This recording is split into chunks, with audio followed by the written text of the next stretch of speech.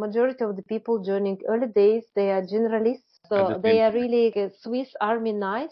But then at a certain stage, you need these people less and you need more specialists. And you are trying to hire specifically person with this specific experience, which is very niche, and you are trying to add more specialists.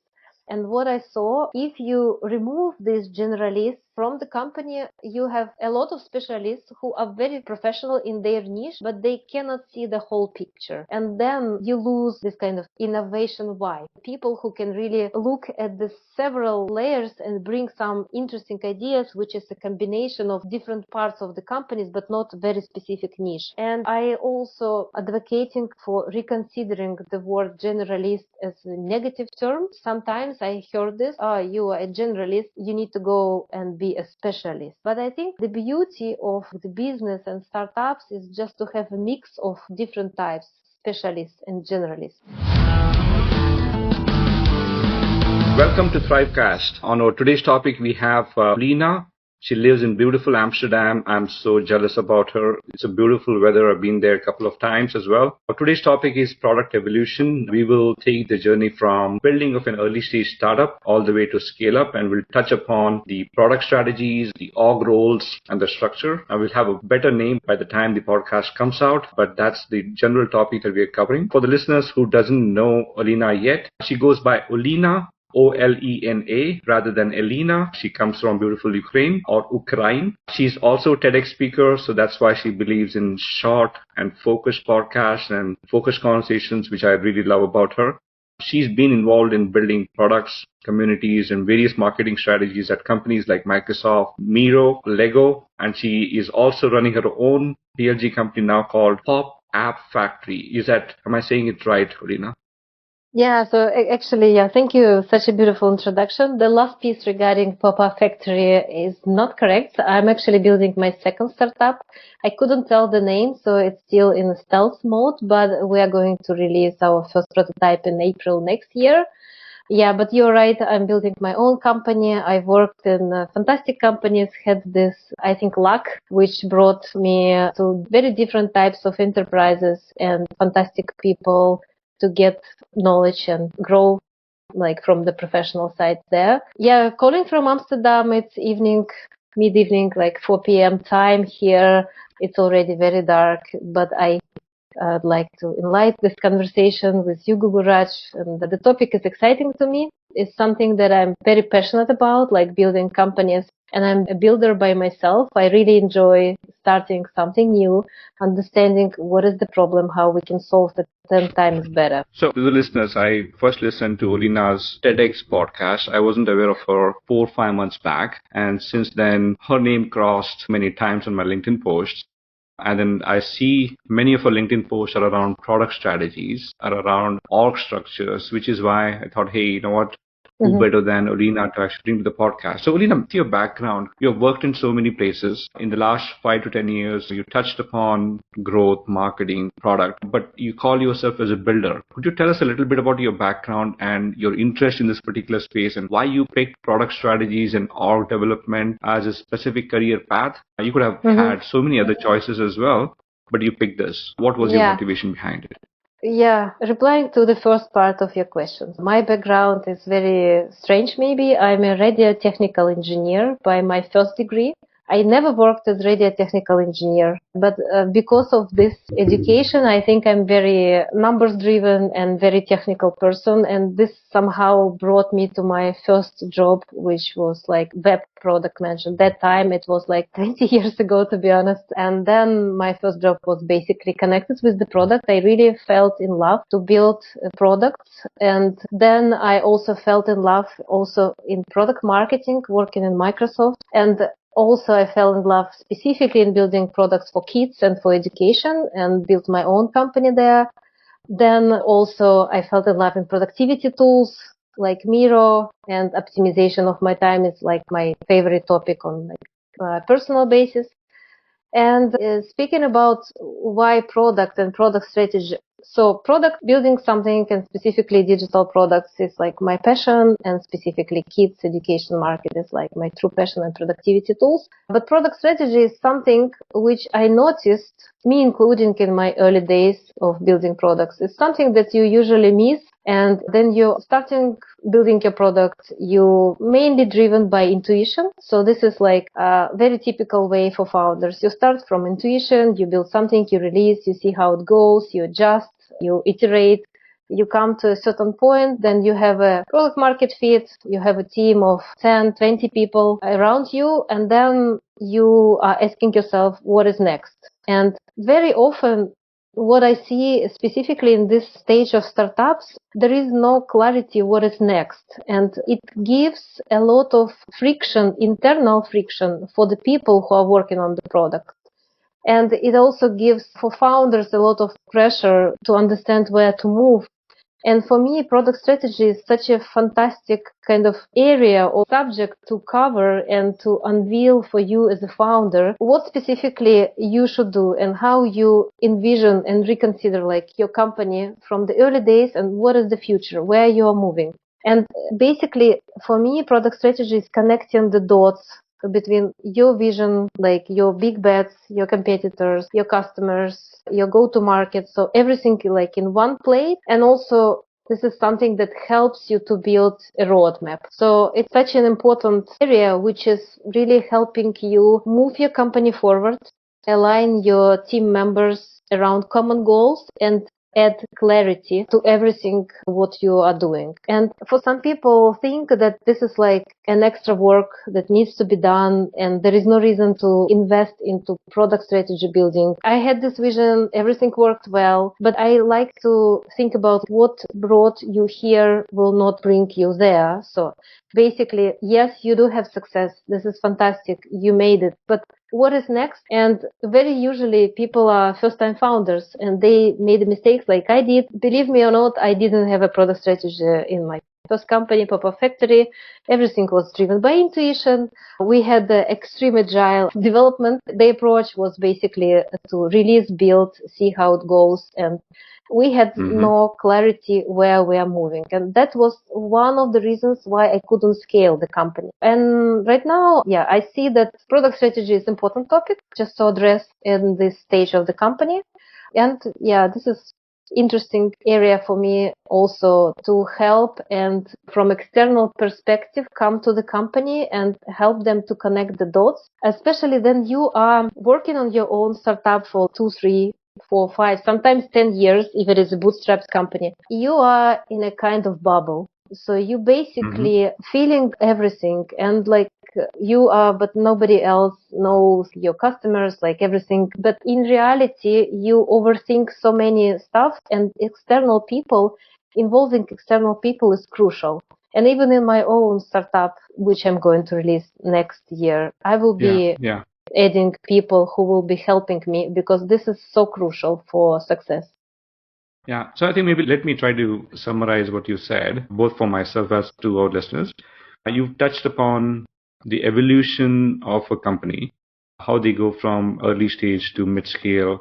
And you also talked about as they are going through each of these milestones, as they start growing up, the people who have taken your company from 0 to 1 may not necessarily be the right people for them to go to 1 to 10 or 10 to 100, right? So that's something that you touched upon. You also touched upon that it's important for you to be surrounded by advisors, both internal and external, right? And you have indexed your current company to have external advisors as well.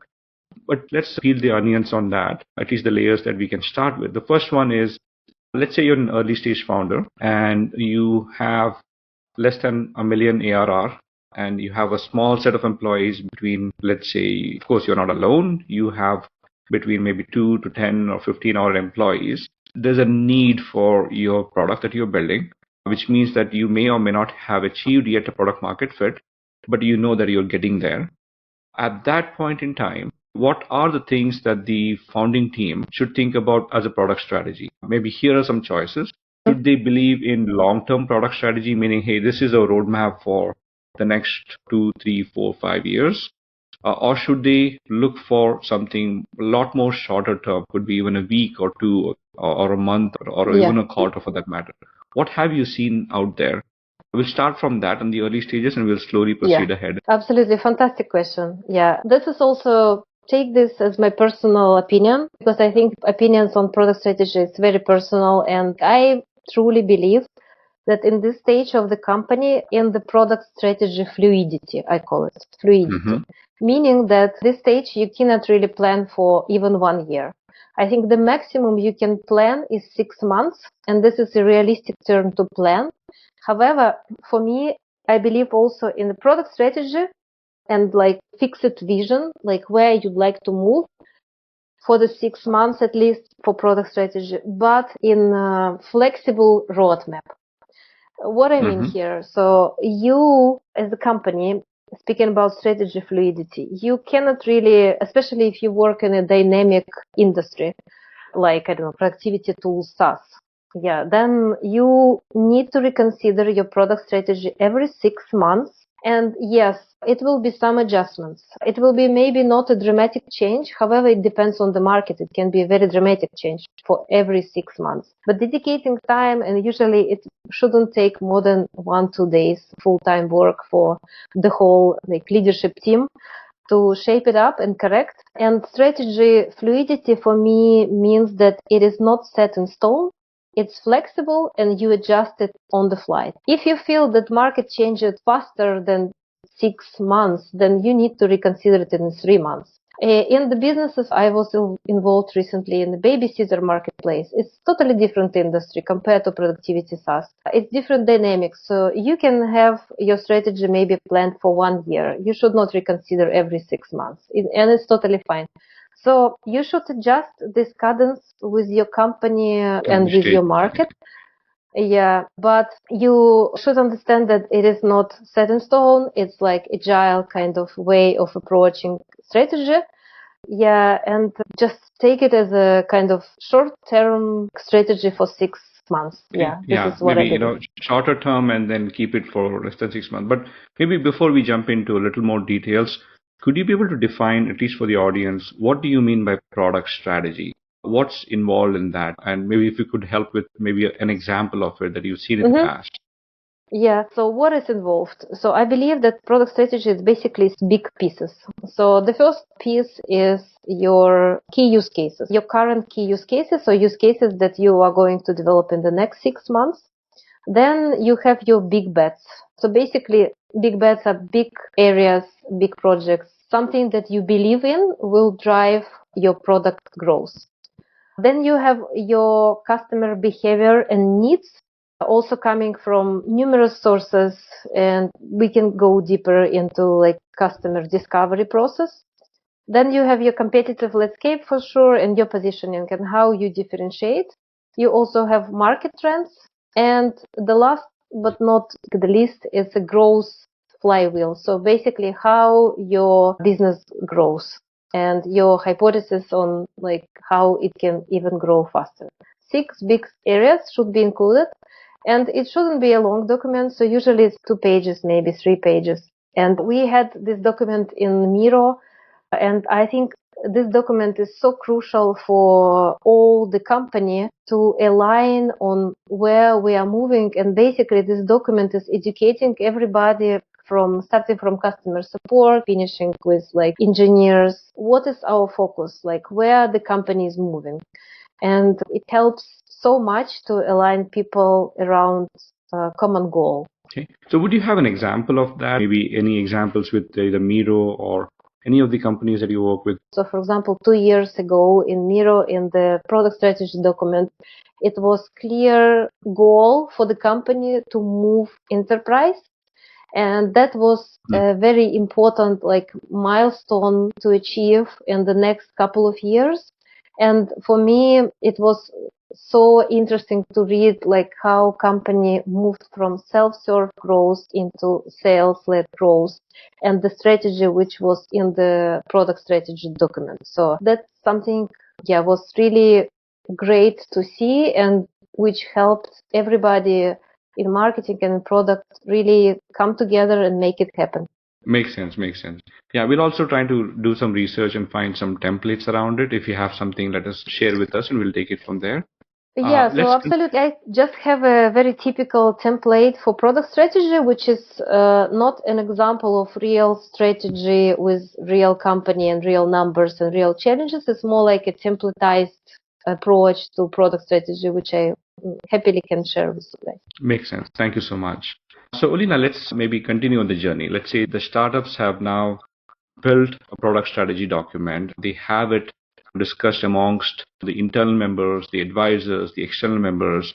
They've taken it to the investors, they've taken it to the customers as well. Could you maybe tell us a little of how can they know for sure that the product strategy document that they have just initially shared, is that the right one? Is there a feedback loop associated to it? How do the founders go about understanding whether it has the right mix? Do they share it with the customers? Do they share that with the investors? What have you seen out there? So based on my experience with investors, yes, with customers, no, because there are some information that you cannot really share. You can share with customers your roadmap and basically what you're going to build in the next, I don't know, month or two, just to make them aware that this is something you wanted, we are building it. Yeah, and speaking about what next, so you do have this document and you build it. Usually you build it actually together in this size of the companies. If it is like 10, 50 people in the company, it's really a shared document. And you usually then you involve people from different departments to contribute and to comment. And even when I was in Miro and the company was 400 people, the document was shared by our CEO and everybody can read it and can really comment on everything which is included, which was amazing for this size of the company. So I haven't seen this in any other places. And this means for me true culture of transparency in the company, where in this size you can really get feedback from the people and people feel heard and feel really attached and committed to the strategy. So that's an amazing experience to see. In the companies of smaller size, you usually have people contributing during the product strategy development. So you basically co-creating the strategy together. So you don't really need top-down, just deliver strategy. This is where we move. No, people are aware, like people contributed and people are committed. I'll stitch some of the threads that you have there. So let's say you have the document and you have it internally organized and you're talking a little about how do you take it from there on.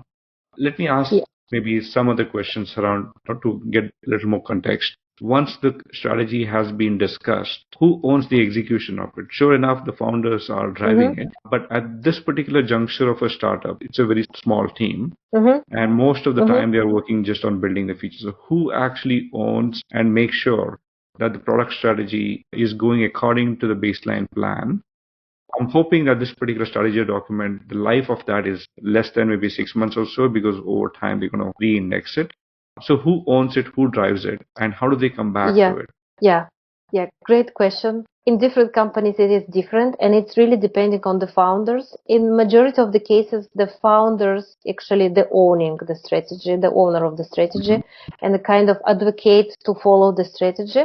Sometimes, if the founder is not a product person, which rarely happen, but still happen, sometimes the founder can be a marketing or go-to-market or salesperson with a technical co-founder, for example. Then the product is a thing that the founder is not that comfortable to drive. And in this case, they do have a product manager in the team already, or sometimes a product management as a function owned by a product designer. It also happens.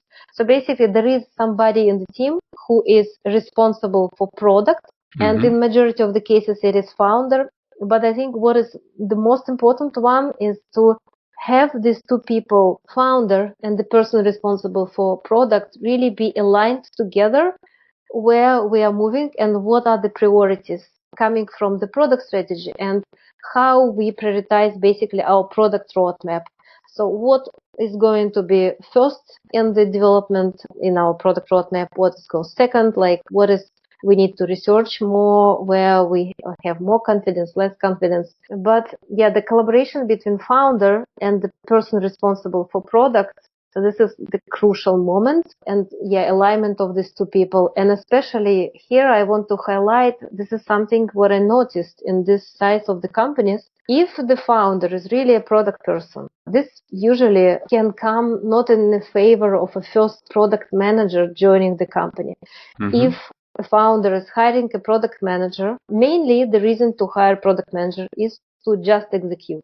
So basically, founders usually hiring product owners, or I don't know, the person who is only executing but not really contributing and do not challenging the founder. So, which is making a product manager function not properly positioned, because you are then only work as an execution hand. You have no voice, no opinion. You just need to do what the founder said, which is not great. And I believe then the founder mistake is to hire a product manager and make them project manager, or make them a backlog manager, something like this. Yeah, but founders, the short reply, founders are responsible most of the time for the product strategy and helping really stick to what it is everybody agreed on. Yeah, I think you would beautifully put it. So as we are evolving the particular startup from, let's say, an early stage or a PMF level company to slightly more of beyond PMF, or go to the Series A, Series B, they are taking that funding. As they're growing, what have you seen as the organizational structure and the roles associated to that evolution? I know in the recent past, we've seen companies like Airbnb talk about merging the PMM and the product manager role into one. And there are some conversations about merging a growth manager and a product manager into one. What have you seen out there? I know you advise quite a few companies out there as well in Europe. What have you seen in general as the evolution of the company and how they are evolving their product management function? Yeah, so what I noticed, like typically you hire first a product team which is responsible for core product. So basically taking some responsibilities from the founder and basically developing the product based on the product strategy. This is like the first piece of the puzzle. You have your first product team, which is usually core product and product manager with, I don't know, 5, 6, sometimes 8 developers per product manager. Usually one designer, sometimes half designer, and usually they do have somebody who is helping with analytics, or product manager is covering this part. And basically this is the team. Then the next step usually, and this is I think becoming very trendy right now, is to hire as the first product team is a growth product team. So basically the team responsible fully for experimentation and understanding how you can really grow based on your customers. So how your every customer can bring another 10 customers.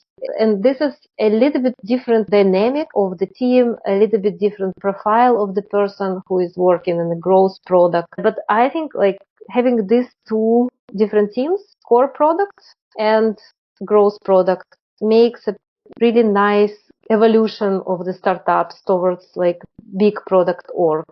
And then later on, the next step is to really go in depth into core products, like having different types of layering down on the core product. Then also growth product, basically separating growth one cell into 3 or 4, like growth product responsible purely for monetization or purely for acquisition, which is how it was also structured in Miro. And I think this is a fantastic structure to have. Let me see if I understood what you said. You mentioned about there are 6 parts of the product strategy, right? Key use cases, big bets, customer needs, competitive landscape, market trends, and growth flywheel. The last part of it, the growth flywheel and the market trends, you can probably assign much of that to, let's say, this new ethereal role of a growth PM, right? But the rest 4 on the top, key use cases, bets, customer needs, and competitive landscape, you can probably assign that, because that's a lot of that is product development.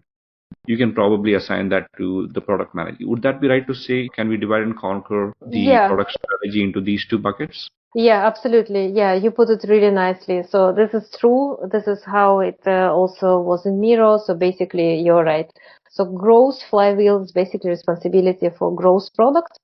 And also, depending if you have a sales-led org, then the part is also the sales part also responsible for this Correct. part on the strategy.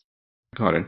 When do they hire, as the startup is evolving, when do they hire their first PMM? Is it usually after the growth hiring, or is it part and parcel of that particular bucket of hiring where growth and PMM happen to come in at the same time? What have you seen out there? Yeah, so speaking about PMM, you mean product marketing manager? Yeah. Correct. Yeah. So PMMs, I don't remember actually in the companies I consult, usually at the stage when you are till 50, 60 people, you don't have PMM. So as a separate individual responsible purely for product marketing, you usually have a kind of very generalistic marketing manager who is helping with everything and sharing this responsibility and covering like everything what is needed for product marketing. I think in Miro, first PMM appeared quite early. In my team was a person who was, I think, the first PMM at Miro, and she was the number 20 employee in Miro. But that time, I think she was also sharing this responsibility, not only covering for PMM, but also covering for some customer support, enablement, something like this. So it was not purely PMM. So I think also the interesting point which you touched in the beginning, and you said you need to have different types of people in the beginning of the company and then it grew. You are totally right. Majority of the people joining early days, they are generalists. So they can do marketing, product, or analytics. I don't know. They are really Swiss Army knives. But then at a certain stage, you need these people less and you need more specialists in a very niche area. So, for example, you need a product manager, which is specifically responsible for monetization, which is a very unique skill. And you are trying to hire specifically person with this specific experience, which is very niche, and you are trying to add more specialists. And my opinion on this, actually, and I believe this is something what is happening right now as a change in general, and what Airbnb and Brian Chesky was shared in recent different podcasts, is that I think there is a trend to have more generalists in later stage of companies than it used to be. So basically, if you look at the current scale up, like 2,000 people, you have maybe 5% of generalists, or maybe less. But I think the trend is to have these people more, maybe 15, 20 people or even more, because they can basically, so these people actually bring innovation. This is, I believe. And what I saw, if you remove these generalists from the company, you have a lot of specialists who are very professional in their niche, but they cannot see the whole picture. And then you lose, and this is something also big companies don't have, this kind of innovation vibe. Yeah, the people who can really look at the several different layers and bring some interesting ideas, which is a combination of like different parts of the companies, but not very specific niche. And I'm advocating for reconsidering the word generalist as a negative term. Sometimes I heard this, you are a generalist, you need to go and be a specialist. But I think the beauty of the business and startups is just to have a mix of different types, specialists and generalists. And being generalist is difficult, but it's not a bad thing. It's just difficult because you are usually overloaded with information and you can do so many things. This is why you maybe work much more than specialists. Yeah, so I think we've used the words generalist now. We've used the word specialist. We've used a new term, which is a Swiss Army knife associated to product manager.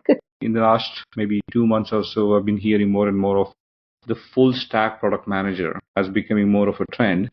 And I did search on Google to see, when I search for full stack, what do I get? If I open an anonymous incognito browser, it gives me a combination of full stack developer, but no full stack PM. But when I search for full stack product manager, it gives me a lot of interesting results now. I'm starting to see that, hey, that's a job description now. Full stack product manager, which is, I think you touched upon 7 or 8 layers. You talked about a data analyst person.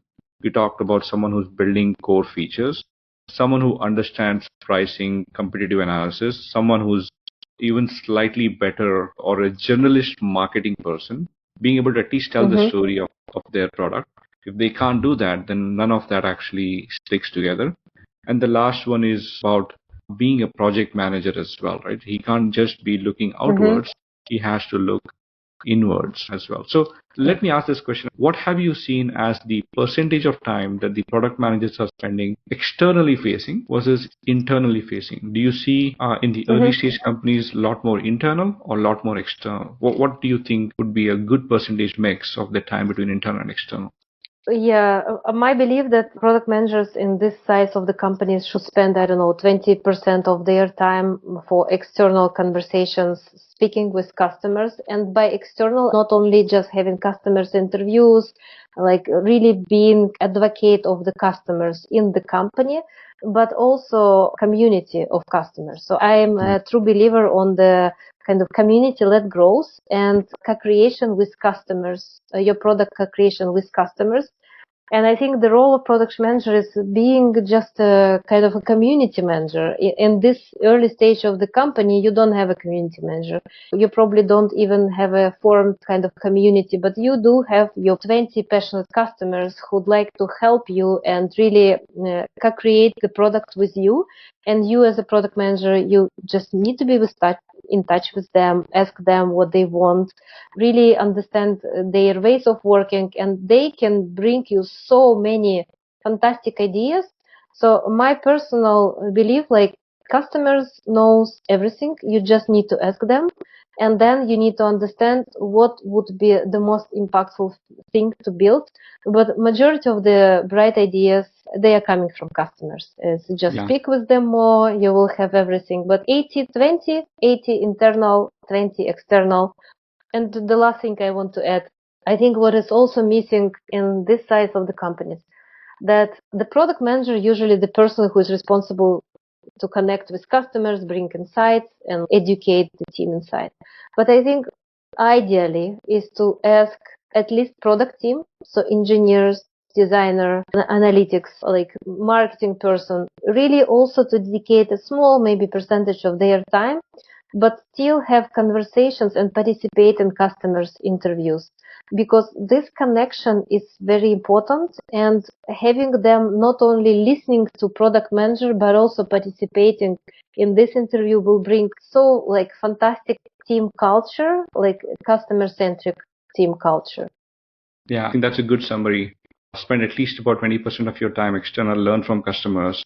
If not even slightly more is fine in the early stages, so that you understand their needs, their pains, the choices that they might have.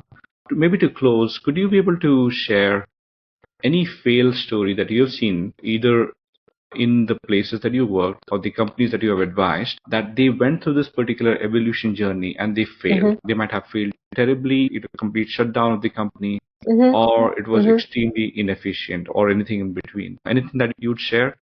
Yeah, so I want to share maybe one story that I saw for the company who was, so they basically missed the customer centricity. So at a certain point of the company founder decided that I'd like to prioritize A/B testing over kind of customer-centric product development. So basically, like the company went into the trap of A/B testing everything and delivering not like a value to the customers, but more focusing on like micro optimizing screens for some very small changes in revenue.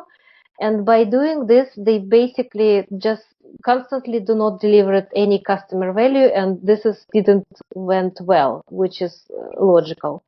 And this is a personal story external, but I also have my own personal fail. So I had my own company in Ukraine, and I was the first-time founder. And I failed this company because of like another reason. So I was really passionate and I really wanted to build my own company. And the company was bootstrapped. We were profitable after half a year. We didn't raise any money. We didn't spend any cent on marketing. The company was like fully PLG. Basically, we just released the first product. App Store featured us because it was fantastic product. They asked me, when you are going to build next products, we'd like to include you into all the promotions if the quality will be the same like this one. We will be featuring you as editor choice and staff favorites. I said, stick. And we built 40 different, it was educational applications for children. It's a kind of micro use cases for different needs for primary school age of kids from 4 to 9 years old. And then I was really passionate. I was building it day and night. I think I worked every day for 12 hours per day, sometimes during weekends. And it was like 3 year. I think I survived during 3 year, this journey. And then I found myself totally broken, to be honest. And this is actually how my passion moved me into this incredible pace of work. And then I had no energy to really bring to the company, and I had no energy to create something and envision new products. And this is something like my huge learning from here. If you are passionate, you develop your own company. Fantastic. You just need to keep really structure for yourself. This is the time to recover. This is the time to work. Don't create the environment, then you work 3 years in a row, and then you need a year to recover, and you cannot really be in the business anymore.